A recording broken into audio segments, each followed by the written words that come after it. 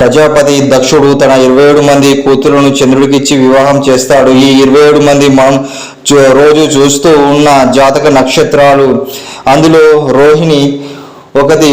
చంద్రుడు కేవలం రోహిణి గురించి ఆలోచిస్తూ తన ప్రేమగా చూస్తూ మిగతా వారిని చాలా నిర్లక్ష్యంలో పెట్టాడు. దీంతో ఆ 26 మంది తన తండ్రి అయిన ప్రజాపతి వద్దకు వెళ్ళి జరిగిన గోడు వెళ్ళబుచ్చుకున్నారు. చాలా బాధపడుతూ ఏడ్చారు.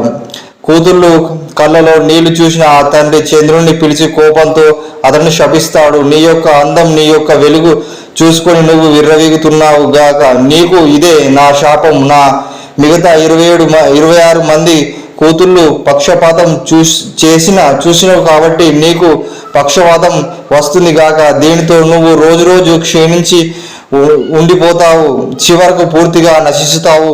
దీనికి అందరూ భయపడిపోయారు. చంద్రుడు కూడా చాలా భయపడ్డాడు. ఇక అతడు కుటుంబ సభ్యులకు కారణంగా అతనికి బ్రహ్మదేవుణ్ణి ప్రార్థించాడు. బ్రహ్మ ప్రత్యక్షమై, చూడు చంద్ర, దీనికి ఒకరు మాత్రమే పరిష్కారం చేయగలరు, కేవలం శివుడు మాత్రమే అంటూ అతడు వెళ్ళిపోతాడు.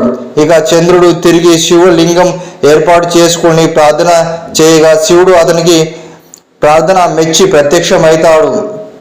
చెప్పు చంద్ర, నీ యొక్క కోరిక ఏమిటి అంటాడు. అతడు శివుడికి అన్నీ తెలుసు, కానీ తన కర్తవ్యం కోసం అడుగుతున్నాడు అంతే.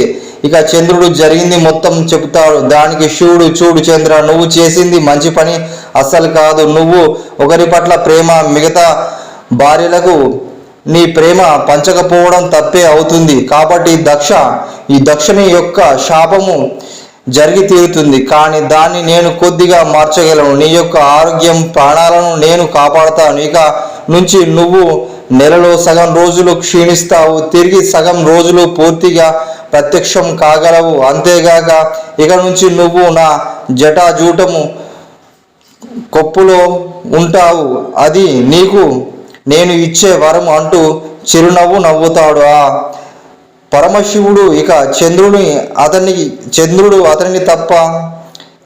చంద్రుడు తన తప్పు తెలుసుకొని క్షమాపణలు కోరుతాడు. అప్పటి నుంచి అతను తన అందరి భార్యలకు సమానంగా చూసుకు ఉంటాడు.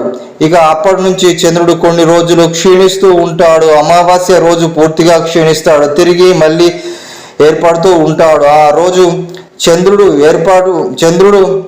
ఏర్పాటు చేసిన శివలింగము సోమనాథ లింగంగా ఏర్పడింది. ఇది